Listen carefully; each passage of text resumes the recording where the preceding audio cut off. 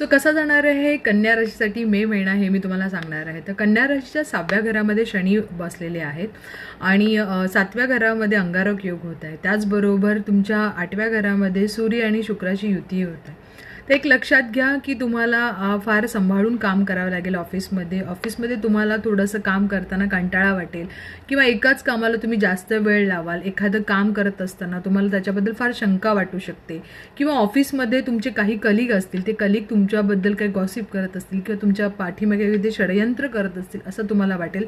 त्यामुळे तुम्ही जागृत राहून व्यवस्थित स्वतःला सांभाळून फोकस ठेवून काम करा. हे फार महत्त्वाचं कन्या राशीसाठी असेल. त्याचबरोबर 7व्या घरामध्ये अंगारक योग आहे. तर एक लक्षात ठेवा, पार्टनर बरोबर तुमचे संबंध चांगले असतील, पण काही म्हणजे मिड मे नंतर काहीतरी मोठं भांडण होऊ शकतं किंवा प्रॉब्लेम होऊ शकतात. त्यामुळे थोडंसं शांत राहून व्यवस्थित स्वतःला कंट्रोल करून राहणं गरजेचं आहे. बिझनेसमध्ये